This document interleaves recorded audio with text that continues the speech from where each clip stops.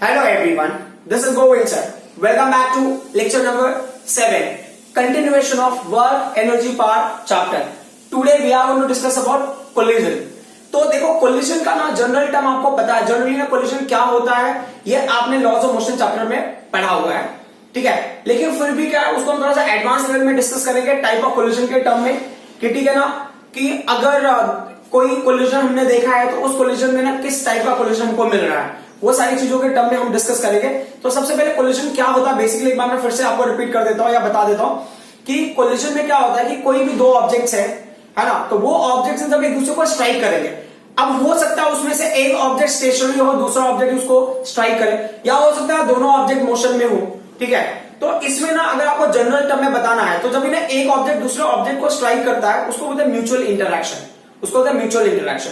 तो mutual interaction of two particles and that interaction should happen for very short interval of time. अभी ऐसा नहीं कि ना अगर सपोज बॉल लिया आपने थ्रो किया, बॉल को कोलाइड हुआ है ना, या बॉल को स्ट्राइक किया, जब बॉल को स्ट्राइक कर रहा है that interval should be very short. ऐसा नहीं कि ना बॉल को जैसे ही वो स्ट्राइक कर रहा है वैसे उस पर चिपक गया, it was stick to that one और वहीं पे बना रहेगा। तो ऐसे केसेस में ना हम प्रॉपर्ली अंडरस्टैंड नहीं कर पाएंगे। तो वो ना अगर इंटरवल आप बहुत शॉर्ट लेते हो मीन्स वो इंटरैक्शन जब ना उसको स्ट्राइक कर रहा है वो इंटरवल बहुत शॉर्ट होगा तो हम कोलिजन को बहुत अच्छे से स्टडी कर पाते हैं। तो कोलिजन में एक और होता है कि ना motion of an object can be interrupted, a motion of an object can be interrupted. तो वो इंटरप्टेड किसके थ्रू होगा, ऑलरेडी मूविंग ऑब्जेक्ट के थ्रू होगा, या आप बोल सकते हो स्टेशनरी ऑब्जेक्ट के थ्रू होगा।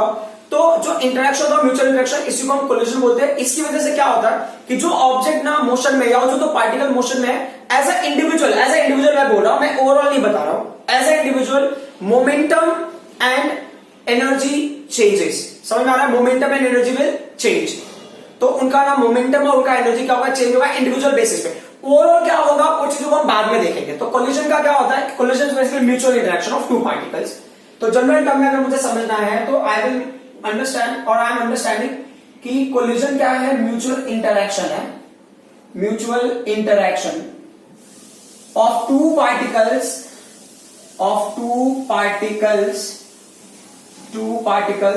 कब के लिए है, for a short interval of time, for a short interval of time.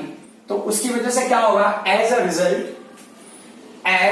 Result देखो ये important word, as a result momentum and energy change, momentum and energy of particles change, energy of particles change. देखो momentum change हो रहा है, energy change हो रहा है ना। देखो मोमेंटम चेंज हो रहा है, एनर्जी चेंज हो रहा है, तो ये ना इंडिविजुअल बेसिस में, मतलब ना फर्स्ट ऑब्जेक्ट का मोमेंटम चेंज होगा, फर्स्ट ऑब्जेक्ट की एनर्जी चेंज हो गई, but overall as a system क्या होगा वो पॉइंट अलग है। समझ आ रहा है, ओवरऑल सिस्टम चेंज होगा नहीं होगा, दैट्स अ डिफरेंट पार्ट। सो इनके बेसिस पे हम डिसाइड करते हैं, मतलब इंटरेक्शन के बेसिस, मतलब बिफोर इंटरेक्शन को ऑब्जर्व करके एंड आफ्टर इंटरेक्शन को ऑब्जर्व करके हम डिसाइड करते हैं कि ना किस टाइप का कोलिजन है।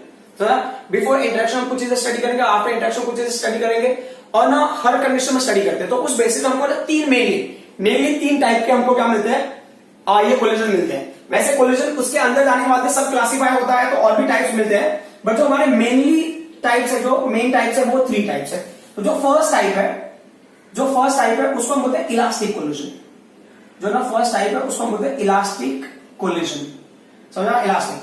जो दूसरा है उसको हम बोलते हैं इनइलास्टिक, ठीक है। अब जो थर्ड है ये जो होता है परफेक्टली इनइलास्टिक। अब समझना यह है कि ना तीनों में बेसिक डिफरेंस क्या है, ठीक है।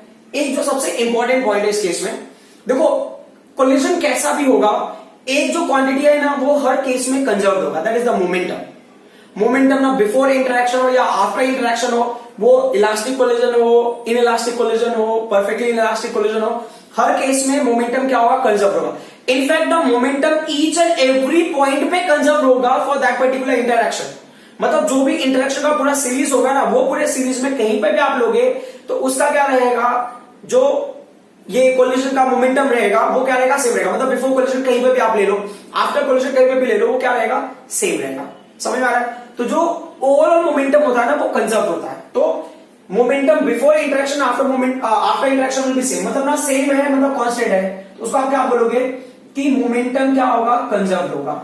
आपने बताया कि इलास्टिक में क्या होगा, momentum is conserve. Elastic collision में मोमेंटम कंजर्व होता है। अब इन इलास्टिक में जैसा मैंने बताया कि इसमें भी मोमेंटम कंजर्व होगा, बराबर, मोमेंटम इज कंजर्व। ठीक है, तो अब आपके मन में आ रहा होगा कि फिर हम कैसे पता लगाएंगे कि ये इन इलास्टिक है या परफेक्टली इन इलास्टिक है। टेंशन लेने वाली बात नहीं है। और लास्ट वाले में भी क्या होगा, momentum is conserve. Momentum is conserve. अब हम ना उस पॉइंट पे आएंगे जहां से ना हमको इलास्टिक और इन इलास्टिक में डिफरेंस दिखने लगेगा। तो ये क्या बोल रहे हैं कि जो काइनेटिक एनर्जी होता है ना, बिफोर इंटरेक्शन जो काइनेटिक एनर्जी होगा, मतलब ना एक पार्टिकल दूसरे पार्टिकल से कोलाइड हो, उसके पहले की एनर्जी और कोलिजन के बाद की जो काइनेटिक एनर्जी होगी, दोनों क्या रहेंगे, सेम रहेंगे। तो इसमें क्या होगा, kinetic energy is also conserve. Elastic collision में kinetic energy is also conserve. इस केस में काइनेटिक एनर्जी भी कंजर्व होता है, बट इस केस में क्या होता है, kinetic energy is not conserve. ठीक है, kinetic energy is not conserve. इस केस में काइनेटिक एनर्जी कंजर्व नहीं होता। इस केस में भी क्या होगा, kinetic energy is not conserve. Kinetic energy is not conserve. ठीक है, अब ना देखो, अब आपको थोड़ा सा प्रॉब्लम हो गया कि ये दो की प्रॉपर्टीज ऑलमोस्ट सेम जा रही है, तो उन दोनों में कैसे डिफरेंशिएट करेंगे। तो उस पॉइंट में मैं आऊंगा। एक और होता है कि टोटल एनर्जी की अगर आप बात करते हो तो टोटल एनर्जी का क्या इंपैक्ट होता है। Total energy of the system during elastic collision, total energy of the system during elastic collision, total energy of system during perfectly in elastic collision. सभी केसेस में टोटल एनर्जी क्या होगा, conserve होगा। ठीक है, टोटल एनर्जी कंजर्व होगा और momentum conserve होगा। ठीक है, ये तीनों केस में हो रहा है। ठीक है, ये पॉइंट्स बहुत इंपॉर्टेंट है ना। टोटल एनर्जी इज कंजर्व इस केस में भी, तो मैं यहां शॉर्ट टर्म में कंजर्व लिख दिया। ठीक है, अब ये क्या कह रहे हैं, यहां पे देखो, ये ना एक और पॉइंट है जो ना इसको कंप्लीटली ना उन कैटेगरी से अलग रखता है। वो क्या है कि mechanical energy is not converted into, mechanical energy is not converted into other form of energy. So mechanical energy is not converted, mechanical energy is not converted into other form of energy, other form of energy, other form of energy। अब ये other form of energy क्या है, like ना sound हो गया, heat हो गया, ठीक है, लाइट हो गया। तो बेसिकली ये सारी चीजें ना आपको तो पता ही है कि मतलब जब एक one type of energy convert to other type of energy, तो डे टू डे लाइफ में ना लाइट, साउंड और हीट ही आपको दिखाई देता है। ठीक है, अब यहां पे क्या होता है इस केस में, सो इसमें होता है, so mechanical energy, mechanical energy can be converted into, किस में कन्वर्ट हो सकता है, can be converted into other form of energy, other form of energy. ठीक है, तो other form of energy like heat, ठीक है, साउंड एंड लाइट, इस फॉर्म ऑफ एनर्जी में कन्वर्ट हो सकता है ना। लेकिन इसमें से ना अब पार्ट होगा, मतलब थोड़े बहुत पार्ट होंगे, समझ में आ रहा है। लेकिन परफेक्टली इलास्टिक में क्या होता है, सो अ पार्ट ऑफ और whole of mechanical energy, whole of mechanical energy can be converted into other form of energy, other form of energy। तो other form of energy क्या हमारे पास, other form of energy like वही हो गया, heat, sound, light, etc। ठीक है, अब ना देखो, अभी भी ना बहुत कंफ्यूजन ही चल रहा है कि हमको ना इलास्टिक एंड इन इलास्टिक में तो हम डिफरेंशिएट कर पा रहे हैं, या परफेक्टली इलास्टिक और इलास्टिक में हम डिफरेंशिएट कर पा रहे हैं, बट ना इन इलास्टिक और परफेक्टली इलास्टिक में अभी भी कंफ्यूजन ही चल रहा है, क्योंकि ना काफी चीजें ना सिनोनिम, मतलब सिमिलर टाइप की चल रही है। Mechanical energy can be converted into other form of energy, उसमें भी अदर फॉर्म में होगा। अब पार्ट ऑफ कन्वर्ट होगा या होल होगा, बट अब पार्ट ऑफ होगा तो कैसे डिफरेंशिएट करेंगे कि ये ना इन इलास्टिक है या परफेक्टली इन इलास्टिक है।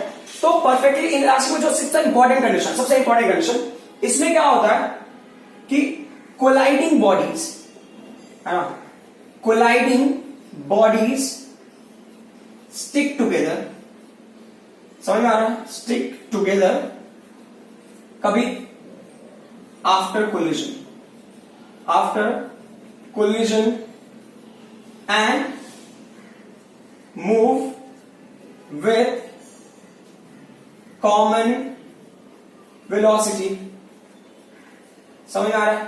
तो इस केस में क्या होता है कि ना जो कोलिजन होगा ना, कोलिजन के बाद जो दो बॉडीज इंटरेक्ट हो रहे हैं ना, वो दोनों एक साथ में कंबाइन हो जाते हैं और साथ में मूव करने लगते हैं। तो अगर इसका एग्जांपल आपको समझना है तो आप ऐसे समझ लो कि जैसे ना एक ब्लॉक है, ब्लॉक को आप क्या करो, थ्रेड से सस्पेंड करके रखे हो और कहीं से किसी बंदे ने बुलेट फायर किया, तो bullet is a one object और वन पार्टिकल। वो क्या करता है, वो ना ब्लॉक के साथ में इंटरेक्ट होगा। ब्लॉक स्टेशनरी भी हो सकता है, मोशन में भी हो सकता है। किसी ने ऑसिलेट कर दिया ब्लॉक को, ब्लॉक ऑसिलेट हो रहा है, उस टाइम में बुलेट ने स्ट्राइक किया। क्या हो सकता है, ब्लॉक स्टेशनरी हो, बुलेट ने स्ट्राइक किया। बुलेट स्ट्राइक करने के बाद क्या होता है, ब्लॉक और बुलेट दोनों साथ में जाने लगते हैं। समझा? अब दोनों साथ में मूव कर रहे हैं, तो वो किसका एग्जांपल होगा, परफेक्टली इनइलास्टिक कोलिजन का। मतलब ना शूटिंग जब भी होगा ना, shoot when we shoot a object, an object, when shoot an object, that time whatever collision we see mostly that belongs to inelastic collision का पार्ट। समझ में आ रहा है? और इलास्टिक कोलिजन में क्या होता है, देखो इलास्टिक कोलिजन में क्या होता है, इलास्टिक कोलिजन में होता है maximum kinetic energy is lost. इसमें क्या होता है, maximum kinetic energy is lost. ये आइडेंटिफिकेशन मतलब मैक्सिमम काइनेटिक एनर्जी का लॉस होता है। इसमें क्या होता है, काइनेटिक एनर्जी का लॉस तो होता है, प्लस क्या होता है, दोनों बॉडीज ना साथ में मूव करना स्टार्ट कर देंगे। और इस केस में क्या होता है कि जो इनिशियल काइनेटिक एनर्जी हो, जो फाइनल काइनेटिक एनर्जी है, before interaction after interaction, that will be same. Why? Because kinetic energy is also conserved in this particular condition. समझ में आई बात? तो अब ये बोल रहे हैं ना, इन्हीं चीजों को हम क्या करते हैं ना, थोड़ा सा आगे एडवांस लेवल पे अंडरस्टैंड करते हैं। तो ये जो पॉइंट्स है ना, मैं ये जो टाइप्स उनको रहने देता हूं मैं, ये जो कंडीशंस है वो आपको याद रखना है, बिकॉज इन कंडीशंस के बेसिस पे हम डेरिवेशन करेंगे और बाकी चीजों को अंडरस्टैंड करेंगे। तो बोले कोलिजन को अंडरस्टैंड करने के लिए ना एक बहुत इंपॉर्टेंट टर्म है, there is one very important term which is called the coefficient of restitution. Coefficient of restitution which will now basically define everything या विल एक्सप्लेन एवरीथिंग। तो देखो कोएफिशिएंट ऑफ रेस्टिट्यूशन क्या होता है वो पहले आप देख लो। तो कोएफिशिएंट ऑफ रेस्टिट्यूशन उसको हम रिप्रेजेंट करते हैं स्मॉल ई से। ठीक है, अब अगर इसको समझना है तो आप ना एक डायग्रामेटिक वे से अगर समझ लो तो बहुत बेहतर होगा। तो चलो ठीक है, हमने क्या इमेजिन कर लिया कि ये देखो यहां पे एक है ऑब्जेक्ट, क्लियर, ये ऑब्जेक्ट है, ये ऑब्जेक्ट 1 है, ठीक है, and this is object 2, clear. अब ये दोनों ऑब्जेक्ट होते हैं ना, इंटरैक्ट होंगे एक पर्टिकुलर पोजीशन पे for a short interval of time. ठीक है, तो ये जो है हमारा ऑब्जेक्ट है जिसका मास की वैल्यू m1 है, ये ऑब्जेक्ट जिसके मास की वैल्यू m2 है। कोलिजन के बाद भी उनके मास की वैल्यू चेंज नहीं होगी, that is m1 and m2। अब आपका अजम्पशन ये है कि जो बॉडी फर्स्ट बॉडी ना, चलो ठीक है, ये मैंने बॉडी A ले लिया, बॉडी B ले लिया, ठीक है, वो हिसाब से समझने के हिसाब से थोड़ा सा हेल्प मिल जाएगा और कुछ नहीं, है ना। तो बॉडी A का जो वेलोसिटी है ना वो क्या है, u1 है। बॉडी B का जो वेलोसिटी है वो u2 है। मान लो स्ट्रेट लाइन में दोनों जा रहे हैं, है ना, वेक्टर फॉर्म में ले लो, u1 vector and u2 vector, मतलब both are going in the same direction, और ना दोनों का मोशन सेम डायरेक्शन में, ये भी राइट में जा रहा है, ये भी क्या राइट में जा रहा है। बट छोटा सा स्टोरी में ट्विस्ट है, ये कोलाइड तभी होगा अगर ना फर्स्ट बॉडी का वेलोसिटी होगा greater than the second velocity, बराबर। मैग्नीट्यूड के टर्म में रखो तो इसका velocity greater than that body का वेलोसिटी। तो अब उसके बाद जो दूसरा पॉइंट है यहाँ पे, इस कंडीशन, अगर दोनों सेम डायरेक्शन में मूव करे तो if both are moving in the same direction, तो ये बॉडी तभी कोलाइड होगा जब इसका वेलोसिटी इसके कंपेयर में ग्रेटर होगा, otherwise it is not going to collide. ठीक है, अब इन्होंने क्या बताया कि अगर आपने इस बॉडी की बात कर रहे हो तो ये बॉडी जैसे कोलाइड होने के बाद, जैसे ये बॉडी ने इसको कोलाइड किया, कोलाइड होने के बाद क्या होगा, दोनों की वेलोसिटी चेंज हो जाएगी। तो इसकी वेलोसिटी होगी v1 वेक्टर, करेक्ट, इसकी वेलोसिटी होगी v2 वेक्टर। देखो अब ना ये बहुत कंपल्सरी कंडीशन नहीं है कि ना, जैसे यहाँ पे u1 is greater than u2 है, वैसे यहाँ पे कंपल्सरी कंडीशन है कि v2 का वैल्यू ग्रेटर होगा। हो सकता है v2 का वैल्यू 0 भी हो जाए, ये भी पॉसिबिलिटी कि v2 की वैल्यू 0 भी हो जाए depending on the scenario. But क्या होता है, दोनों का वेलोसिटी डिफरेंट होगा, ये हमारा अजम्पशन है। समझ में आ रहा है? तो ये क्या होता है, जब मैं एक दूसरे की तरफ, मतलब ये दोनों बॉडी एक डायरेक्शन में जा रहे हैं तो एक किसी रिलेटिव वेलोसिटी से अप्रोच करेंगे, और यहाँ पे क्या होगा, मान लो ये वेलोसिटी ज्यादा होगा, v2 का वेलोसिटी मान लो ज्यादा हो गया, तो ये बॉडी दूर जा रहा है और ये क्या थोड़ा स्लो हो गया है, तो क्या इनके बीच का रिलेटिव वेलोसिटी का सेपरेशन भी होगा। तो ये जो कोएफिशिएंट ऑफ रेस्टिट्यूशन है ना, ये बेसिकली उन्हीं का रेशियो बताता है। तो वो जो ना सेपरेशन का जो है, मतलब मेरा अजम्पशन कि चलो ठीक है, मान लो ना v2 का वैल्यू ग्रेटर होगा इन कंपेयर टू v1, है ना, तो v2 माइनस v1 क्या देगा, आपको देगा रिलेटिव वेलोसिटी ऑफ सेपरेशन। तो हमने क्या लिया, हमको क्या लेना है, relative velocity of separation, relative velocity of separation. ये क्या होगा, ये न्यूमरेटर में हो जाएगा, ठीक है, and what are we going to get in denominator, relative velocity of approach. मतलब बिफोर इंटरेक्शन क्या होगा, अप्रोच का कंडीशन, तो relative velocity of approach, relative velocity of approach. अब इस पॉइंट को थोड़ा सा एनालाइज कर लेते हैं तो चीजें ना थोड़ी सी सिंपल हो जाएंगी। तो रिलेटिव वेलोसिटी ऑफ सेपरेशन क्या होगा, तो देखो अभी ये बॉडी स्लो जा रहा था करेक्ट, और ये बॉडी फास्ट जा रहा था, कोलाइड होने के बाद हो सकता है इसका स्पीड इंक्रीज हो गया v2 और v1 का स्पीड डिक्रीज हो गया, तो जो वेलोसिटी ऑफ सेपरेशन है रिलेटिव वेलोसिटी का बोलते हो तो ये होगा v2 माइनस v1। समझ में आ रहा है, v2 माइनस v1। इसको आप मॉड में भी ले सकते हो, नहीं लेंगे तो भी चलेगा। और रिलेटिव वेलोसिटी ऑफ अप्रोच क्या होगा, ये u1 मतलब ना u1 minus u2, u1 minus u2, तो ये velocity of separation, relative velocity separation का ये रिलेटिव वेलोसिटी ऑफ अप्रोच होगा। तो उसका जो रेशियो होगा उसी को बोलेगा कोएफिशिएंट ऑफ रेस्टिट्यूशन। तो अगर आपको कोएफिशिएंट ऑफ रेस्टिट्यूशन डिफाइन करना है तो आप डिफाइन कर दो कि coefficient of restitution is defined as the ratio of relative velocity of separation to the relative velocity of approach. अब ना इनके ना कुछ कंडीशंस होते हैं, तो ये बोले ना कितने टाइप का कोएफिशिएंट ऑफ रेस्टिट्यूशन हमको मिलता है। तो जो पहला टाइप है इलास्टिक कोलिजन के लिए जब होगा ना तो वो बोलता है ई का वैल्यू 1 हो जाता है इलास्टिक कोलिजन के लिए, मतलब कोएफिशिएंट ऑफ रेस्टिट्यूशन की वैल्यू 1 हो जाती है, मतलब ई का वैल्यू क्या है ये मिला। तो अगर मान लो ई की जगह मैंने ये वैल्यू को रख दिया, ई की जगह उन वैल्यूज को रख दिया, तो क्या रखा मैंने v2 माइनस क्या हो गया v1 अपॉन क्या लिया हमने u1 माइनस u2 लिया है इज इक्वल टू व्हाट 1। अभी ऐसे मल्टीप्लाई कर दिया आपने वहां पे, मतलब तो ये v2 क्या हो गया माइनस v1 हो गया इक्वल टू क्या होगा ये u1 माइनस u2। तो समझने वाली बात क्या है यहाँ पे कि जो ना रेशियो आपने लिया था relative velocity of separation and relative velocity of approach, ये क्या हो गया ये दोनों इक्वल हो जाएंगे। So when the relative velocity of separation is equal to relative velocity of approach. अगर आपको स्टेटमेंट लिखना होगा तो आप आपके नोटबुक में लिख लेना relative velocity of separation is equal to relative velocity of approach, किस केस में इलास्टिक के केस में। समझ आ रहा है। अब प्रॉब्लम ये है ना ये चीजें ना कहां पे होती है, ऐसा कोलिजन कहां पे होता है, so such collision is possible only in case of atomic particles. So जब एटॉमिक पार्टिकल्स अभी कोलाइड होते हैं ना तो इस टाइप का कोलिजन होता है एटॉमिक पार्टिकल्स। समझ में आ रही बात। अब हम आ जाते हैं इनइलास्टिक कोलिजन पे। इनइलास्टिक कोलिजन पे क्या होता है कि जो कोएफिशिएंट ऑफ रेस्टिट्यूशन, मतलब देखो एनर्जी का लॉस होता है इस केस में ना, maximum energy is lost, kinetic energy is lost, maximum loss in maximum kinetic energy is lost है ना, या मैक्सिमम एनर्जी इज लॉस्ट। तो क्या होता है कि जैसे पहले जो एनर्जी था वो एनर्जी बाद में कम हो गया, मतलब ना जो रिलेटिव वेलोसिटी ऑफ सेपरेशन क्या होता है कम हो जाता है। तो रिलेटिव वेलोसिटी ऑफ सेपरेशन जब कम होगा ना तो जो ई का वैल्यू होता है ना कोएफिशिएंट ऑफ रेस्टिट्यूशन जो होता है वो लेस देन 1 हो जाता है। तो कोएफिशिएंट ऑफ रेस्टिट्यूशन की वैल्यू जब लेस देन 1 हो जाएगी तो अब यहां पे देखो कि ई की जगह पे हमने ये वैल्यू को रख दिया तो ये क्या हो जाएगा, ये होगा v2 माइनस v1, ठीक है, अपॉन ये क्या होगा u1 माइनस u2, ये लेस देन ना ई की जगह हमने उसका फॉर्मूला रख दिया लेस देन 1। अब उसको अरेंज करोगे तो क्या होगा v2 minus v1 is less than what u1 minus u2। तो अभी भी आप देख सकते हो कि इस केस में क्या होता है कि जो रिलेटिव वेलोसिटी ऑफ सेपरेशन है that is less than the relative velocity of approach. समझ आ रहा है। तो जनरली क्या होता है ना बॉडी इंटरेक्ट होने के पहले उनकी जो रिलेटिव वेलोसिटी ऑफ अप्रोच है बहुत ज्यादा होता है, लेकिन जैसे कोलाइड हो जाते हैं तो उनका ना एनर्जी का लॉस हो जाता है। इसके लिए क्या होता है रिलेटिव वेलोसिटी ऑफ जो सेपरेशन होता है वो क्या हो जाता है डिक्रीज हो जाता है। तो relative velocity of approach will be greater in compare to relative velocity of this separation. तो अब ना इस केस में ये कहां पे कोलिजन पॉसिबल है, तो ये ना ऑर्डिनरी बॉडीज, मतलब डे टू डे लाइफ में हमको यही देखने को मिलता है ना, ये है ऑर्डिनरी बॉडीज जो डे टू डे लाइफ में होता है ना। हम जो भी कोलिजन देख रहे हैं ना, आप किसी का आपको धक्का लग गया, यानी तो बिलियर्ड बॉल का आप एग्जांपल ले लो ना, बिलियर्ड बॉल वगैरह जो भी है ना, बिलियर्ड बॉल हो गया, यानी तो कोई टू व्हीकल्स एक दूसरे के साथ में कोलाइड हो जाता तो that can be the part of inelastic collision. समझ में। तो इनइलास्टिक कोलिजन में ऐसा कंडीशन आपको मिलता रहता है। देखो बिलियर्ड बॉल में ना इलास्टिक कोलिजन का भी कंडीशन होता है, बट प्रैक्टिकली अगर देखा जाए ना तो इलास्टिक कोलिजन ना डे टू डे लाइफ में ऑब्टेन करना बहुत डिफिकल्ट है। बट जब हम न्यूमेरिकल करते हैं तो हम इमेजिन करते हैं कि चलो ठीक है इस तरह से इलास्टिक कोलिजन होता होगा, हमारा ऐसा असम्पशन है। न्यूमेरिकल सॉल्व करते टाइम बोलते हैं कि ना ये इलास्टिक कोलिजन है तो आपको इलास्टिक कोलिजन का कंडीशन लेना पड़ेगा।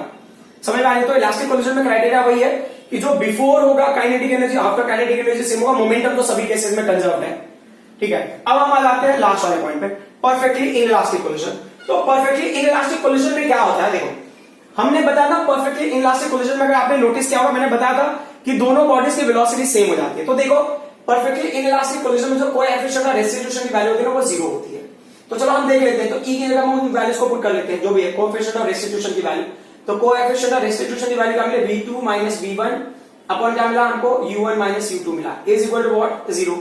अब अगर इस पॉइंट को आगे तो ये वैल्यू यहां पे आके मल्टीप्लाई होकर क्या हो जाएगा 0 हो जाएगा u1 मान। तो यहां पे क्या मिलेगा आपको v2 माइनस v1, ये वैल्यू जाके उधर मल्टीप्लाई होकर 0 हो गया। अब क्या होगा जो v2 की वैल्यू होगी किसके इक्वल होगी वो v1 के इक्वल होगी। Got it. तो ये क्या होगा, final velocity of object 2 equal to final velocity of object 1। मतलब अब अगर दोनों ऑब्जेक्ट एक ही वेलोसिटी से मूव कर रहे हैं मतलब दे विल स्टिक टुगेदर। समझ में आ रही है बात? ये पॉइंट समझा? तो ये जो है ना एग्जांपल, ये आपको कहां पे होता है ना, जैसे ना shooting of one object on another one, shooting of one object on other, ठीक है।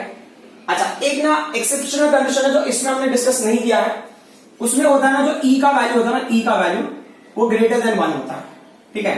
तो उस रूल के हिसाब से देखें ना तो v2 माइनस v1 अपॉन क्या होगा, u1 माइनस u2 की वैल्यू भी ग्रेटर देन 1 होगा। अगर इसको आप ध्यान से देखो तो वेलोसिटी ऑफ जो सेपरेशन है ना, that is greater than what, velocity of approach.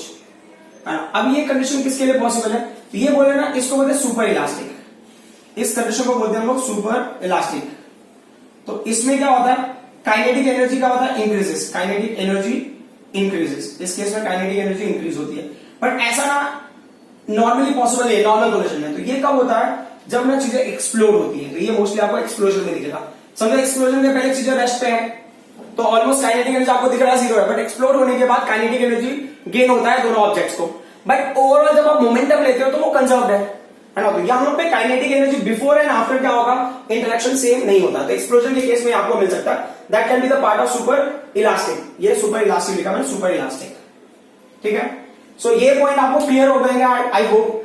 अब हमको क्या करना है, हमको ना इलास्टिक कोलिजन के साथ में आगे बढ़ना है ना। इलास्टिक कोलिजन के साथ आगे बढ़ना, तो इलास्टिक कोलिजन का जो भी कॉन्सेप्ट है उनको ही हमें क्या करना है, यूज करना है। तो इलास्टिक कोलिजन के लिए जो ना हमने कंडीशंस डिस्कस किए थे। अच्छा, एक और पॉइंट है जो अगर आप जान लोगे तो आपके लिए बेहतर होगा, दैट इज जो इलास्टिक कोलिजन होता है ना, इलास्टिक कोलिजन ये ना अकर होता है due to conservative force, due to conservative force. इसमें ना कंजर्वेटिव फोर्स का हाथ होता है, कंजर्वेटिव फोर्स। तो कंजर्वेटिव फोर्स का स्टोरी आपको पता है ना, कि कंजर्वेटिव फोर्स की वजह से जो भी वर्क डन होगा दैट इज पाथ इंडिपेंडेंट, मतलब कोई भी पाथ फॉलो करो वर्क डन सेम रहेगा। सेकंड, क्लोज पाथ के लिए जो वर्क डन की वैल्यू 0 होगी। और जो इनइलास्टिक कोलिजन और परफेक्टली इनइलास्टिक कोलिजन होता है उसमें से कुछ एक्टिविटी कंजर्वेटिव फोर्स के थ्रू भी हो सकता है, कुछ एक्टिविटी नॉन कंजर्वेटिव फोर्स के थ्रू भी हो सकता है, बट ये प्योरली कंजर्वेटिव फोर्स के थ्रू होगा। समझ में आ रही बात? सो अब हम आ जाते हैं इलास्टिक कोलिजन पे प्रॉपर्ली। इलास्टिक कोलिजन का हमें डेरिवेशन निकालना कि चलो ठीक है कोलाइड हो गया तो हमें फाइनल वेलोसिटी कैसे निकालना है। So now we will discuss about elastic collision. तो इसको ना जैसे एग्जाम में कभी भी क्वेश्चन आता है elastic collision in one dimension, one dimension मतलब उसको वन लाइन में ही स्टडी करेंगे। 2 डायमेंशन का भी है वो हम बाद में डिस्कस करेंगे। सो क्या elastic collision in one dimension, so elastic collision in one dimension, इसमें क्या करना हमको ना फाइनल वेलोसिटीज निकालना है इन वन डायमेंशन, ठीक है। तो सबसे जो पहला पॉइंट है वो हमको क्या समझ में आया, जो पहला पॉइंट मैंने बताया इलास्टिक कोलिजन में कि मोमेंटम इज कंजर्व्ड। इन्होंने बताया मोमेंटम इज कंजर्व्ड। तो देखो अब ना मैंने यहां पे डायग्राम बनाया था, अगर आपको याद होगा डायग्राम हमने m1 m2 और u1 m1 m2 before collision after collision लिया था हमने। तो अगर आपने फर्स्ट ऑब्जेक्ट लिया सेकंड ऑब्जेक्ट लिया तो फर्स्ट ऑब्जेक्ट का मास तो m1 हो गया, जो उसकी वेलोसिटी है वो u1 हो गई। जो सेकंड ऑब्जेक्ट का मास m2 था उसका वेलोसिटी u2 था। तो बिफोर कोलिजन जो उसका मोमेंटम है क्या हो गया, सो मोमेंटम का मतलब बिफोर कोलिजन का मोमेंटम क्या होगा, m1 u1 प्लस ये क्या होगा m2 u2, ये बिफोर कोलिजन या बिफोर इंटरएक्शन। सो इंटरएक्शन के बाद क्या होता है कि ये जो ऑब्जेक्ट्स हैं उनका मास तो वही रहेगा, m1 की वैल्यू m1 रहेगी, m2 की वैल्यू m2 रहेगी, बट इसका वेलोसिटी v1 होगा, इसका वेलोसिटी मैंने मेजर किया v2 हो गया, करेक्ट। सो अब जो मोमेंटम आफ्टर इंटरेक्शन क्या है m1 v1, क्योंकि मास तो वही है, और सेकंड बॉडी का मास m2, उसकी वेलोसिटी v2 होगी, करेक्ट। इसको आप ले लो इक्वेशन नंबर 1 क्योंकि इसकी जरूरत पड़ेगी हमको। अब ना सिमिलर मासेस को एक साइड में ले लो, सिमिलर मास मतलब m1 की वैल्यू को, तो हमने क्या किया m1 को यहां लिया, तो m1 u1 माइनस क्या होगा ये m1 v1 इक्वल टू, अब ना जो m2 वाली वैल्यूज एक साथ में ले लो, तो m2 v2 माइनस क्या होगा ये m2 u2। थोड़ा सा ना डेरिवेशन देखो, मेरे जो स्टेप्स होते हैं उसमें एक काफी सारे स्टेप्स ना आप एलिमिनेट कर सकते हो। मैं ईच एंड एवरी स्टेप लिखा रहा हूं सो दैट आपको कोई कंफ्यूजन नहीं हो जब भी आप इसको ना सिंप्लीफाई करो उस टाइम पे। आपने क्या किया m1 को कॉमन ले लिया, u1 minus v1 equal to क्या होगा ये m2 को आपने कॉमन ले लिया, यहाँ पे क्या मिलेगा आपको v2 माइनस u2 मिला, करेक्ट। इसको अगर आपको लेना है तो आप इसको क्वेश्चन नंबर 2 ले लो। अब ना ये मोमेंटम कंजर्व है उस बेसिस पे हमने इसको निकाला, बट इलास्टिक कोलिजन में और क्या कंजर्व है तो आप बता दो, kinetic energy is also conserve, kinetic energy is also conserve, ठीक है। तो काइनेटिक एनर्जी भी अगर कंजर्व हो गई है तो आपको चीजें काफी सिंपल हो गई। अभी काइनेटिक एनर्जी पहले बॉडी का क्या होगा, हाफ एम स्क्वायर होता ना, तो पहले बॉडी का क्या हो गया before interaction before collision, half हो गया m1 u1 स्क्वायर हो गया।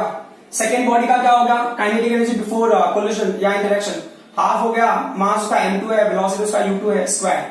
अब कोलिजन के बाद जो पहले बॉडी का वेलोसिटी v1 होगा उसका काइनेटिक एनर्जी क्या हो गया, सो फर्स्ट बॉडी का जो काइनेटिक एनर्जी है आफ्टर कोलिजन और after interaction half m1 v1 square. Second body का क्या होगा kinetic energy after interaction half मास m2 है, उसकी वेलोसिटी क्या हो गई v2 हो गई, हाफ v2 स्क्वायर।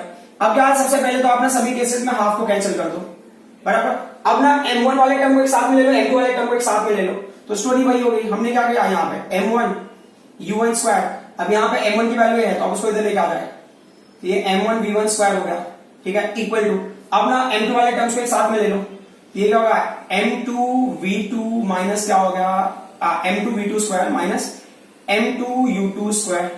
अब अगर आपको चाहिए तो आप जो वैल्यूज कॉमन लेना, जैसे आपने ऊपर परफॉर्म किया था वैसे ही आप m1 को कॉमन ले लो, तो m1 को कॉमन ले लिया तो ये u1 स्क्वायर हो गया माइनस क्या होगा v1 स्क्वायर हो गया, करेक्ट। इस केस में क्या होगा m2 को आपने कॉमन ले लिया, m2 को कॉमन ले लिया तो क्या मिला आपको v2 स्क्वायर माइनस क्या मिला आपको ये u2 स्क्वायर मिला, करेक्ट। अब ये क्या कह रहे हैं कि अगर ना इसको आप अगर चाहिए तो डिवाइड कर दो, यानी तो एक चलो एक स्टेप और एक्सटेंड कर देता हूं ताकि थोड़ा आसान हो जाए आपको।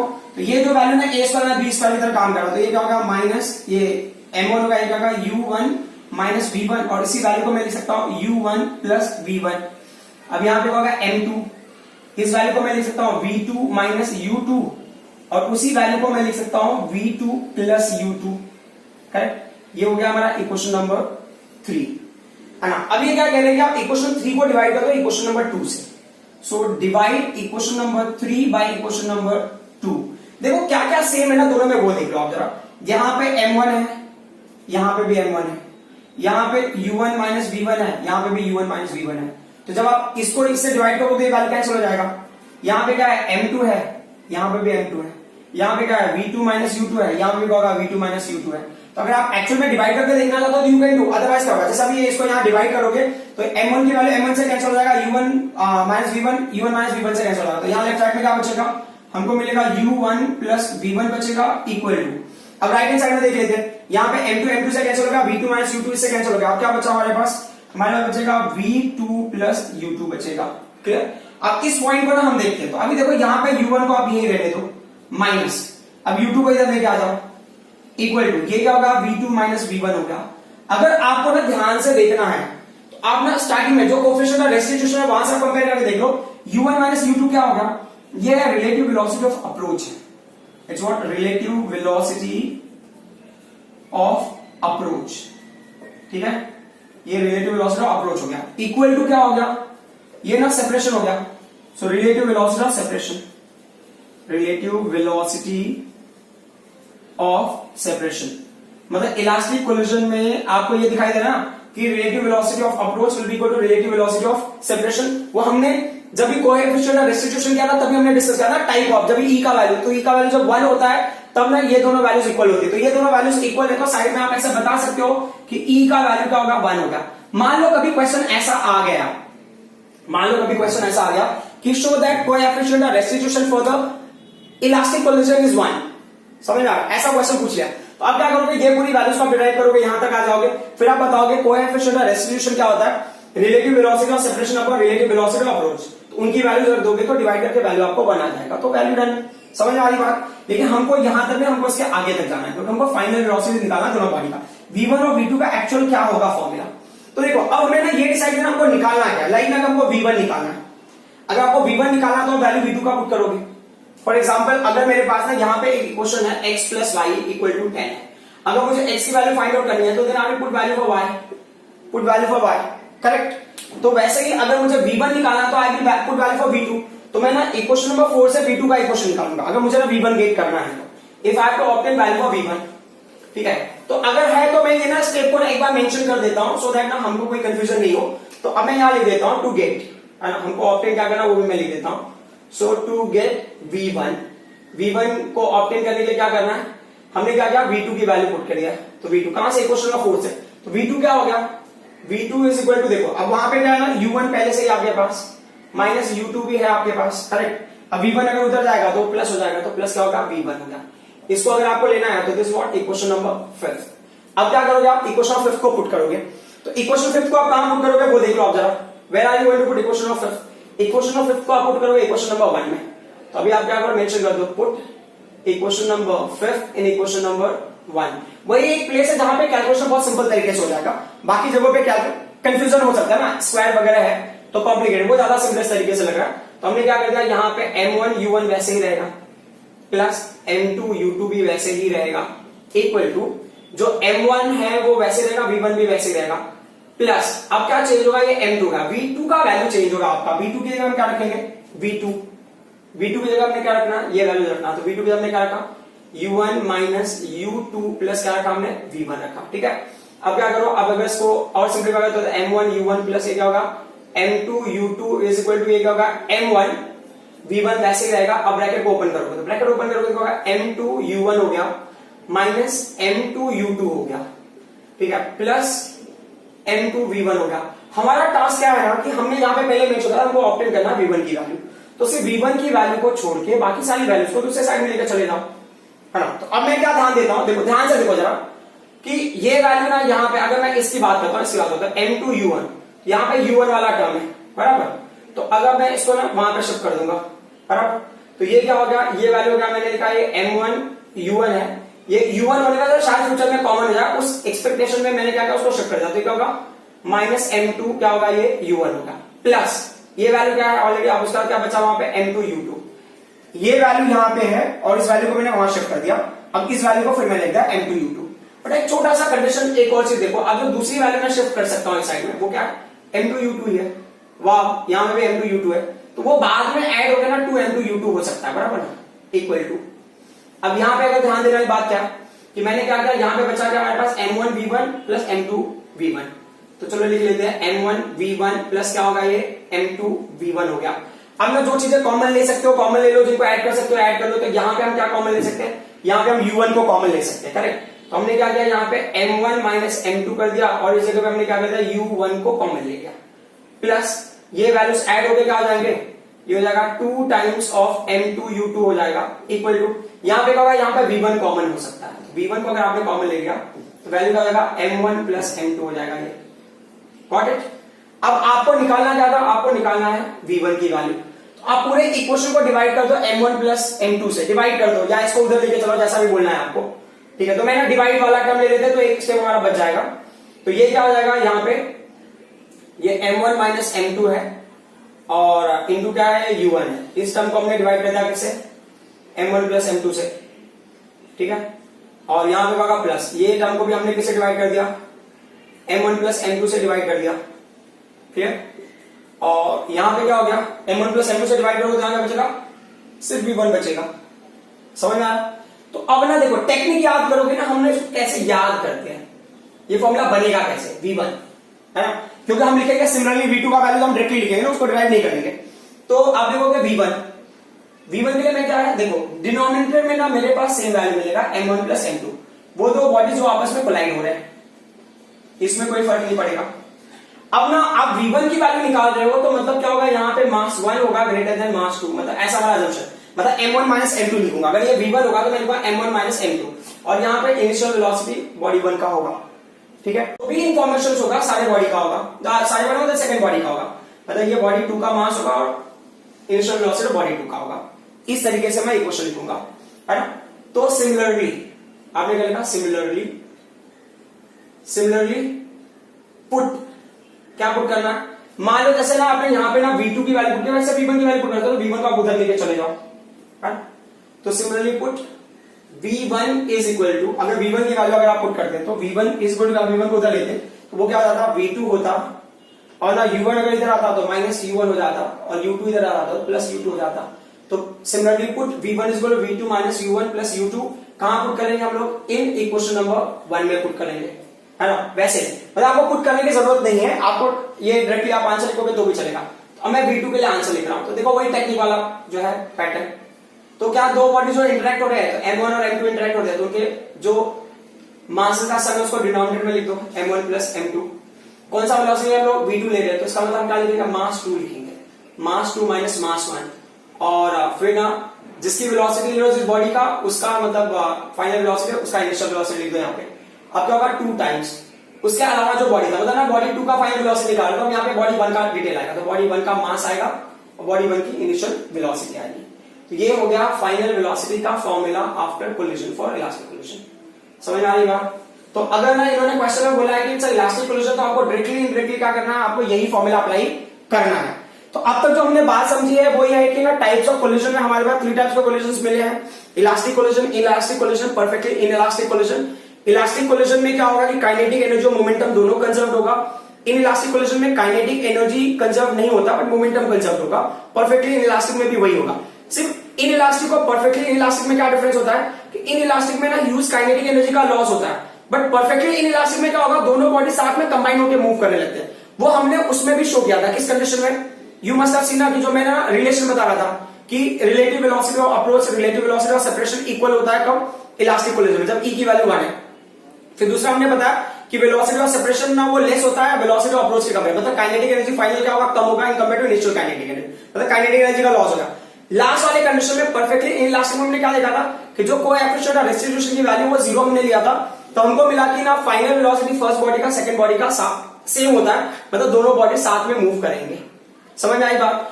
अब हमें क्या करना, इलास्टिक कोलिजन के ऊपर कुछ न्यूमेरिकल सॉल्व करते हैं और देखते हैं कि हमें चीजें समझ में आई या नहीं। Now we will solve numerical based on elastic collision, ठीक है, जिससे हमारा कॉन्सेप्ट थोड़ा सा बेटर हो जाए कि किस तरह से क्वेश्चन पूछता है, वो चीजें हमें पता होनी चाहिए। तो कभी एग्जाम में ना फाइनल वेलोसिटी पूछा है और ना उन्होंने टाइप्स ऑफ कोलिजन मेंशन नहीं किया, तो कंजर्वेशन ऑफ मोमेंटम वाला फॉर्मूला लगाना पड़ेगा, है ना, जो आपने लॉज ऑफ मोशन में क्या था, m1 u1 plus m2 u2 equal to m1 v1 plus m2 v2। But हमको कैसे पता चलेगा कि हमको ना फाइनल वेलोसिटी फाइंड आउट करने के लिए ये फॉर्मूला लगाना है ना, तो वो कहीं ना कहीं हिंट दिए रहेंगे इलास्टिक कोलिजन वगैरह ऐसा करके। तो लेट्स सी क्वेश्चन में क्या दिया इन्होंने। फर्स्ट क्वेश्चन देखो आप, और ना ये फॉर्मूला है, ये पहले फर्स्ट बॉडी का फाइनल वेलोसिटी और वो सेकंड बॉडी का फाइनल वेलोसिटी, ठीक है, बट फिर भी हम लिखने के टाइम पे थोड़ा सा प्रैक्टिस कर भी लेंगे। तो जो फर्स्ट क्वेश्चन इन्होंने क्या बोला है, 2 bodies of mass is 5 kg and 3 kg moving in the same direction along the same straight line. मतलब 2 बॉडीज है, एक ये बॉडी फर्स्ट बॉडी है, ये सेकंड बॉडी है। जो ये फर्स्ट बॉडी का मास कितना दिया इन्होंने, 5 kg बोला है। जो सेकंड बॉडी है उसके मास की वैल्यू है 3 kg, ठीक है। फर्स्ट बॉडी का mass is 5 kg, second body का मास इज व्हाट, 3 kg, ठीक है, ऐसा आपने ले लिया। Both the bodies are moving in the same direction, ठीक है। और आगे इन्होंने क्या बोला है, same direction along the same straight line with the velocity, same straight line से मूव करे। जो u1 की वैल्यू वो कितनी हो गई, 5 मीटर पर सेकेंड है, ठीक है।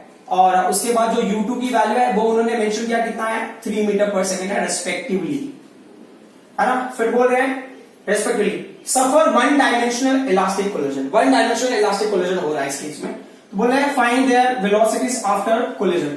तो कोलिजन के बाद उनकी वेलोसिटीज की वैल्यू क्या होगी, तो देखो ये देख लो आप, मतलब आपको v1 की वैल्यू निकालनी है final velocity after the collision, तो v1 question mark and v2 question mark. तो सिंपल सी बात है ना, v1 के लिए फॉर्मूला का v2 के लिए फॉर्मूला आपको पता ही है। तो चलो ठीक है, अगर मैं v1 के लिए फॉर्मूला लिखता हूं तो रूल बहुत सिंपल सा है कि पहले ना मैं दोनों बॉडी के मासेस का सम ले लेता हूं, है ना। ये m1 प्लस m2 यहां पे भी ले लिया, यहां पे मैंने क्या कर लिया, m1 प्लस m2 ले लिया, ठीक है। अब क्या हो गया, यहां पे क्या होगा, ये v1 है तो मतलब क्या होगा, मुझे m1 माइनस m2 लिखना पड़ेगा, ठीक है। अगर ये v1 है तो उसी बॉडी का इनिशियल वेलोसिटी यहां पे लेंगे, फिर यहां पे लिखेंगे 2। अब यहाँ पे मास ना दूसरी बॉडी का, मतलब जिसका वेलोसिटी है उसके अलावा जो बॉडी होगा उसका मास और उसका इनिशियल वेलोसिटी यहां लिखेंगे m2 u2।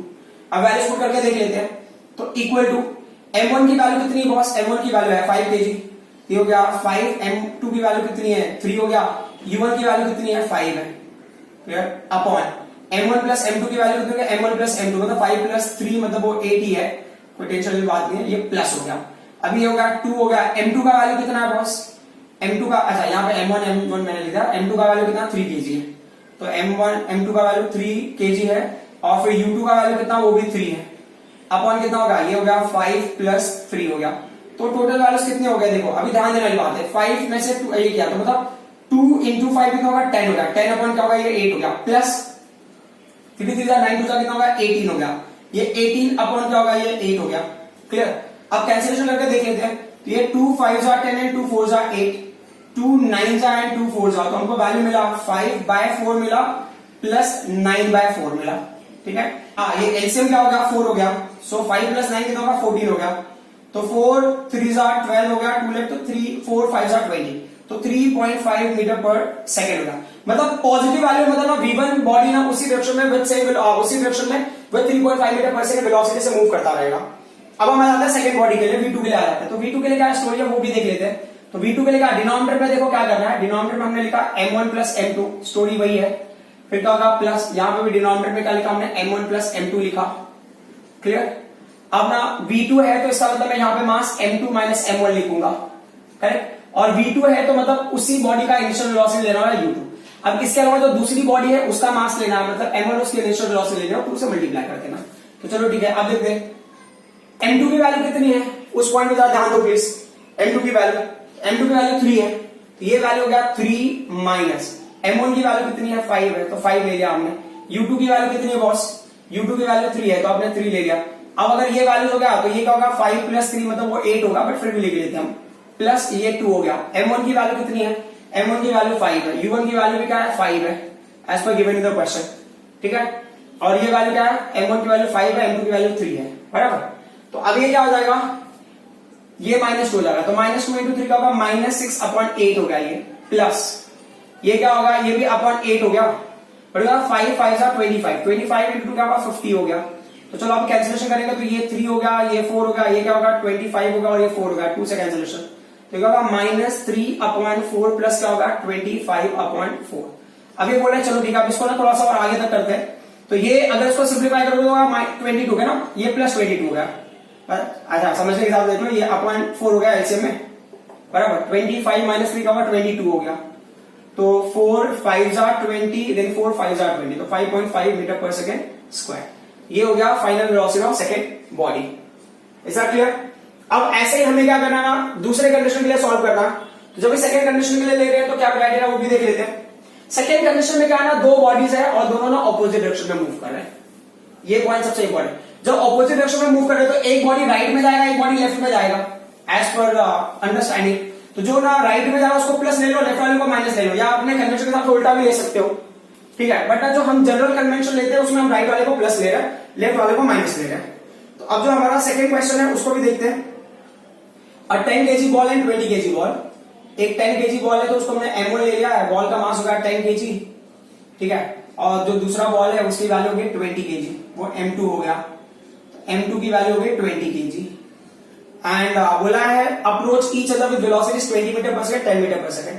ये इधर जा रहा है कौन सा वेलोसिटी से, 20 मीटर पर सेकंड से जा रहा है, और ये इधर जाएगा कौन सा वेलोसिटी से, 10 मीटर पर सेकंड की स्पीड से, ठीक है। तो इसको आप इनिशियल वेलोसिटी ले लिए U1, ये प्लस होगा, यहां पे इसको आप U2 ले ले तो इसको आपको माइनस लेना ही पड़ेगा, ठीक है। आप उल्टा भी ले सकते हो कि यहां पे M1 होगा वहां पे M2 होगा, चॉइस आपकी अपनी है ना। फिर इन्होंने क्या बोला है, what are the velocities after collision if collision is perfectly elastic. अगर कोलिजन परफेक्टली इलास्टिक है तो उनकी फाइनल वेलोसिटीज की वैल्यू निकालो, मतलब V1 question mark and V2 question mark, ठीक है। वापस से फॉर्मूला अंडरस्टैंडिंग करने के हिसाब से V1 तो क्या होगा, पहले तो डिनोमिनेटर में दोनों बॉडी के मास स्क्वायर कर दो, M1 प्लस M2, ठीक है। फिर दूसरी जगह पे भी डिनोमिनेटर में क्या होगा, M1 प्लस M2 कर दो, क्लियर। अब ना आप V1 के लिए निकाल रहे हो तो इसके लिए यहां पे क्या आएगा, M1 माइनस M2 आएगा, क्लियर। और ना ये V1 है तो उसका इनिशियल वेलोसिटी उसी बॉडी का। अब ना उसके अलावा जो बॉडी है मतलब कि सेकंड बॉडी, उसका मास और उसका इनिशियल वेलोसिटी उसको 2 से मल्टीप्लाई कर दो। तो ये वैल्यू से देख लेते हैं, M1 माइनस M2, M1 की वैल्यू कितनी है 10 है, M2 की वैल्यू कितनी है 20 है, ठीक है। U1 की वैल्यू कितनी है 20 है, upon M1 plus M2, M1 की वैल्यू 10 है और M2 की वैल्यू 20 है, ठीक है। अभी हो गया प्लस, अब आ जाते हैं ये 2 हो गया, M2 की वैल्यू कितनी है, M2 की वैल्यू 20 है, U2 की वैल्यू कितनी है -10 है। ये चीज को ध्यान देना, -10 ये है सबसे इंपॉर्टेंट पॉइंट, यहां पे ही लोग मिस्टेक करते हैं, यहां पे मिस्टेक करते हो पूरा आंसर रॉन्ग हो जाता है, ठीक है। अपॉन क्या हो गया, M1 प्लस M2 दोनों बॉडी के मास स्क्वायर कर दो, कितना 10 प्लस 20, तो 10 प्लस 20। अब हमको क्या मिलेगा, 10 माइनस 20 कितना होगा, ये -10 हो गया, इंटू क्या होगा 20 हो गया, अपॉन ये क्या हो गया 30 हो गया, प्लस 2 इंटू 20 40 होगा, 40 माइनस 10 होगा -400, तो यहाँ पे आप माइनस ले लो, इसको 400 कर दे, तो 400 और ये क्या होगा अपॉन 30 हो गया। और ये एक्चुअल में देखा जाए तो ये आपका 200 डायरेक्टली ले लेता है यहाँ पे, ये -200 आपका आया, क्लियर। अब जो एलसीएम की वैल्यू 30 हो गई और ये क्या होगा -600 हो गया, है ना, -200 -400 -600, तो कैंसिलेशन के बाद ये वैल्यू होगा -20 मीटर पर सेकेंड। जिसका मतलब क्या होता है कि जब ये दो बॉडी ऐसे कोलाइड करेंगे ना, तो वन जो है ना, वन कोलाइड होने के बाद लेफ्ट के डायरेक्शन में जाएगा, क्योंकि नेगेटिव साइन लेफ्ट के साइड में हमने लिया। ठीक है, जो लेफ्ट में मूव हो रहा है उसकी वेलोसिटी नेगेटिव। अब हम ना दूसरे बॉडी के लिए ले लेते हैं V2। तो V2 वाले के लिए स्टोरी वही है जो फॉर्मूले का है ना। क्या करो था कि दोनों बॉडी का मास आपने M1 प्लस M2 ले लिया, ठीक है, प्लस डिनोमिनेटर में तो M1 प्लस M2 का एडिशन ले लिया। अब V2 के लिए निकाल रहे हो तो V2 मतलब हो गया, तो क्या होगा यहाँ पे M2 होगा माइनस क्या होगा M1 होगा, और जो वेलोसिटी का होगा इस बॉडी का इनिशियल वेलोसिटी, और यहाँ पे क्या होगा उस बॉडी का जो दूसरा बॉडी है उसका इनिशियल वेलोसिटी और उसका मास, तो M1 U1 और ट्वाइस। अभी वैल्यूज देख लेते हैं। M2 का वैल्यू कितना है बॉस? सो M2 का वैल्यू 20 है, क्लियर। M1 की वैल्यू कितनी है? 10 है। U2 की वैल्यू कितनी है? U2 की वैल्यू -10 है, ठीक है, अपॉन, अब मैं डायरेक्टली लिख देता हूं, ये वैल्यू 30 हो गया, यहां पे प्लस ये 2 हो गया इंटू M1 की वैल्यू कितनी है? M1 की वैल्यू 10 है, और U1 की वैल्यू कितनी है? U1 की वैल्यू 20 है, ठीक है। अब वापस एज सेड इसमें भी मैं डायरेक्टली मार्क्स को रख देता हूं, ये वैल्यू रख देता हूं एडिशन को, है ना। M1 प्लस M2 ऐड करके 30 मिलेगा अपने को, तो क्या होगा 20 माइनस 10 10 हो गया, 10 में 10 मल्टीप्लाई किया तो -100 हो गया, तो -100 अपॉन 30 हो गया ये, प्लस ये कितना हो गया 400 होगा ना, ये हो जाएगा 420 इंटू 240 इंटू 10 400 अपॉन 30, तो एलसीएम ले लिया तो ये 30 हो गया, ये होगा -100 प्लस 400 तो एक्चुअल में होगा 300 होगा, प्लस 300 अपॉन 30, तो कैंसिल का वैल्यू कितना होगा 10 मीटर पर सेकेंड, है ना। इसका मतलब क्या होगा कि जब ये दोनों बॉडी ना ऐसे कोलाइड होंगे ना, ऐसे कोलाइड होंगे, तो जो M1 है वो कोलाइड होकर लेफ्ट हैंड साइड में जाएगा, बट M2 कोलाइड होने के बाद राइट साइड में मूव करेगा। समझ आ रहा है? They will start moving in the opposite direction. पहले जिस डायरेक्शन में जा रहे थे वो एक्जैक्टली अपोजिट डायरेक्शन में उसके मूव करना स्टार्ट कर देंगे। तो अब हम आ जाते हैं नेक्स्ट क्वेश्चन पे। अब next question is from NCERT. So ये भी बहुत सिंपल सा क्वेश्चन है। क्वेश्चन में क्या दिया इन्होंने, बोला 2 बॉल बेयरिंग्स, ठीक है, सो of equal masses of mass small m each, इसका भी मास स्मॉल m है, इसका मास भी स्मॉल m है, मतलब M1 की वैल्यू और M2 की वैल्यू क्या होगी? सेम होगी, that is what small m। फिर क्या दिया इन्होंने? Moving in opposite direction. So ये क्या है, राइट में जा रहा है, ये किधर जा रहा है? लेफ्ट में जा रहा है, moving in opposite direction with the equal speeds v, equal speed से जा रहा है, मतलब U1 की वैल्यू अगर मान लो v आपने मान ले लिया तो आपको क्या करना पड़ेगा? U2 की वैल्यू को आपको -v मानना पड़ेगा, ऑप्शन नहीं आपके पास, है ना। v collide head on with each other, एक दूसरे में हेड ऑन कोलिजन होता है उनका। Predict the outcome of collision assuming it to be perfectly elastic. अब अज्यूम हो गया परफेक्टली इलास्टिक है, उनका फाइनल वेलोसिटी, तो V1 V2 ही क्वेश्चन मार्क है, तो मैं वो लिख नहीं रहा हूं, मैं समझ में आ रहा है क्या? V1 का वैल्यू क्या होगा? देखो अब मुझे ना डायरेक्टली फॉर्मूला पता है कि यहाँ पे दोनों बॉडी के मासेस को ऐड करने हैं M1 प्लस M2। अब मैं यहाँ पे थोड़ा सा ना डायरेक्टली करने की कोशिश करूंगा, I will not try to explain it, है ना। तो ये फर्स्ट बॉडी का है, तो इसके लिए M1 माइनस M2 होगा और उस बॉडी का इनिशियल वेलोसिटी। अभी ना यहाँ पे जिस बॉडी का फाइनल वेलोसिटी है उसके अपोजिट बॉडी का क्या करना है, यहाँ पे डिटेल लिखना था, M2 U2 उसका इनिशियल वाला वैल्यू इंटू 2। अभी दोनों बॉडी का मास सेम है, तो M माइनस M क्या होगा? ये 0 हो जाएगा ना, M माइनस M 0, तो ये वैल्यू 0 हो जाएगा, इसका टाइम वेस्ट नहीं करूंगा मैं, समझ में आ रहा है? ये क्या है 2 हो गया, M2 का वैल्यू M है, U2 का वैल्यू क्या है? U2 का वैल्यू -v है, U2 का वैल्यू क्या है? -v है, ठीक है, अपॉन, अब ना M प्लस M की वैल्यू क्या होगी? 2M हो जाएगा, तो ये M और M कैंसिल हो जाएगा, तो V1 का जो वैल्यू मिलेगा वो क्या होगा? -v मिलेगा। इसका मतलब समझ में आया कि जब ये दोनों बॉडी अपोजिट डायरेक्शन में कोलाइड होगी, जब हेड ऑन कोलिजन होगी, तब ये सेपरेट होंगे, तो जो फर्स्ट बॉडी है ना उसका जो फाइनल वेलोसिटी किधर होगा? लेफ्ट हैंड साइड होगा, मतलब अपोजिट डायरेक्शन में मूव करना स्टार्ट करेगा। समझ में आ रही बात? अब ना दूसरे बॉडी के लिए देख लेते हैं, V2 के लिए।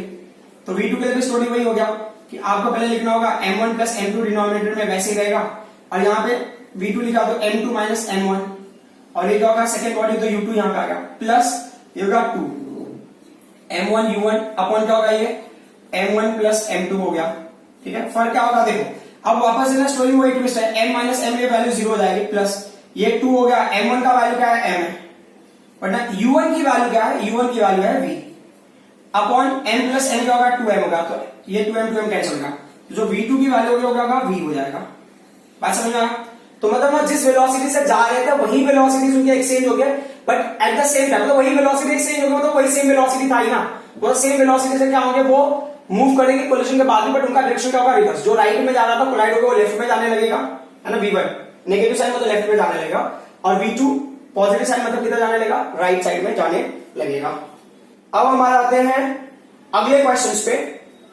ये क्वेश्चन ना बहुत ही इंपॉर्टेंट है, यहां से हमारा ना मेन अंडरस्टैंडिंग जनरेट होगा कि इलास्टिक नॉन इलास्टिक का जो ना क्या है, प्रोपेगेंडा क्या है, ये हम अब तक क्या करते आ रहे हैं अब तक, ठीक है, तो क्वेश्चन में क्या बोला इन्होंने कि a railway carriers of mass 9000 kg moving with the speed of 36 kilometre per hour collide with the stationary carriers of same mass, है ना। स्टेशनरी कैरियर्स मतलब ना एक ना यहाँ पे जो भी है कैरियर्स का वैल्यू दिया इन्होंने,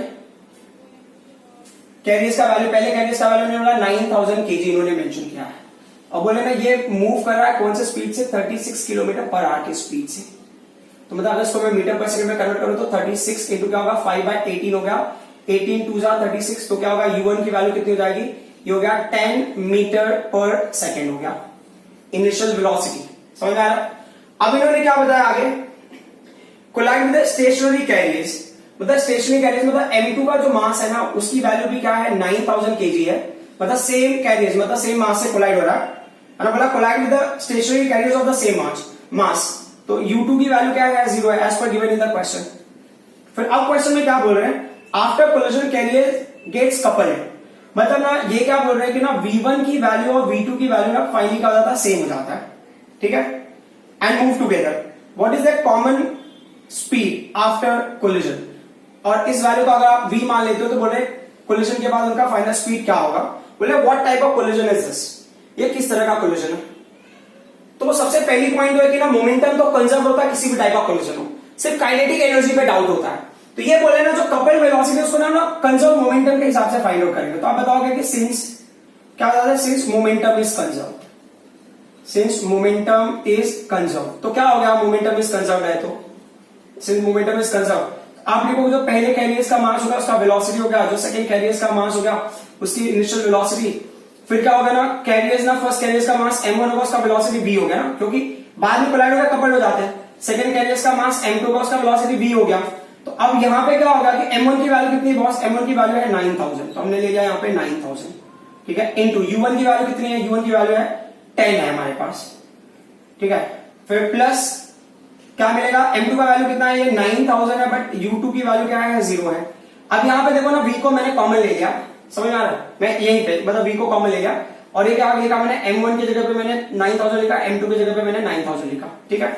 what will happen, this is what 90000, ये वैल्यू 90000, ये तो 0 हो गया, इसको लिखने की जरूरत नहीं है।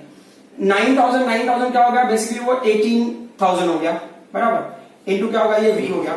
अब ये हिसाब से देखा तो ये 30 यहाँ कैंसिल हो गया, V का वैल्यू क्या होगा 90/18, तो 18 5 जा, तो V का वैल्यू कितना होगा 5 मीटर पर सेकेंड। तो ना जो कपल्ड वेलोसिटी है वो 5 मीटर पर सेकेंड होगा। अब हमको क्या निकालना, kinetic energy before collision and after collision, तो अभी आप लिख लो यहाँ पे, सो ये काइनेटिक एनर्जी आप लिखो बिफोर कोलिजन, बराबर, बिफोर कोलिजन। तो स्टोरी बहुत सिंपल सा है कि बिफोर कोलिजन का क्या स्टोरी है, आपके पास हाफ है फर्स्ट कैरियर्स का मास, उसकी वेलोसिटी रेज टू 2, सेकेंड कैरियर्स का मास उसकी वेलोसिटी रेज टू 2। तो अब यहाँ पे आपने को क्या मिला, हाफ मिला, M1 की वैल्यू कितनी मिली आपने को, मिला है 9000, ठीक है, U1 की वैल्यू कितनी मिली है 10 इंटू 10 मिला आपने को, तो ये 2 5 जा हो गया। तो अगर वो हिसाब से देखें तो 9 4 जा 45, तो ये 40, ये 30 तो ऐसे ही हो गए इसके, और एक 0 यहां से आ गया, इतना जूल होगा, क्योंकि ये वैल्यू तो 0 हो जाएगी, समझ आ रहा। तो बिफोर कोलिजन काइनेटिक एनर्जी की वैल्यू कितनी हो गई, यहाँ पे 4,50,000 जूल। अब काइनेटिक एनर्जी आफ्टर कोलिजन ले लेते हैं हम लोग, काइनेटिक एनर्जी आफ्टर कोलिजन। तो आफ्टर कोलिजन की स्टोरी में क्या है, तो देखो आफ्टर कोलिजन वाले में क्या प्रॉब्लम है कि दोनों का मास एक साथ में ऐड हो जाएगा और कॉमन वेलोसिटी, अगर आपको लिखना है तो वो तरीके से भी लिख सकते हो कि हाफ हो गया फर्स्ट बॉडी का मास M1 है उसकी वेलोसिटी v² हो जाएगी, सेकंड बॉडी का मास M2 है उसकी वेलोसिटी v² हो जाएगी, मतलब वेलोसिटी v² कॉमन ही होगा रूल के हिसाब से अगर देखा जाए तो। ये हाफ हो गया, हाफ को common M1 plus M2 bracket हो गया, यहाँ पे होगा v² कॉमन, तो यहाँ पे होगा हाफ को आपने हाफ रखा, ठीक है, M1 प्लस M2 मतलब क्या होगा 9000 प्लस 9000 हो गया। अभी V की वैल्यू कितनी होती है 5 इंटू 5 हो गया। तो अब समझ वाली बात क्या है, ये 1/2 हो गया, ये होगा 18000 हो गया, इंटू क्या होगा ये 25 हो गया, कैंसिलेशन करेंगे तो कितना होगा ये 9000 हो गया, करेक्ट। 25 9 का कितना होता है, ये 225 होता है, तो ये हो गया आगे, तो ये होगा 2,25,000 जूल एनर्जी। तो समझ में आया ना। तो अगर आपको लेना है तो इसको ले लो, आप क्वेश्चन नंबर 1 ले लो, इसको क्वेश्चन नंबर 2 ले लो, तो आप देख सकते हो ना। So kinetic energy initial is not equal to kinetic energy final. इसका मतलब क्या होगा, ये कौन सा कोलिजन होगा, ये होगा इन इलास्टिक कोलिजन, इक्वल है उसके लिए, लेकिन ना दोनों बॉडी कपल्ड हो गए हैं, इसके लिए क्या होगा परफेक्टली इन इलास्टिक कोलिजन। समझ आ रही बात। ये होगा परफेक्टली इनइलास्टिक कोलिजन। कैसे पता चला? क्योंकि दोनों बॉडी कपल्ड होके मूव कर रहे हैं। सो आई होप ये जो सारी बातें मैंने बताई आपको समझ में आया होगा। ठीक है, ये टॉपिक बहुत ही सिंपल है, इसके न्यूमेरिकल बहुत इजीली हो जाते हैं, ये डेरिवेशन भी आप अगर थोड़ा सा एफर्ट डालते हो तो तैयार हो जाता है। So once again I hope whatever I explain you people understood. Thank you very much.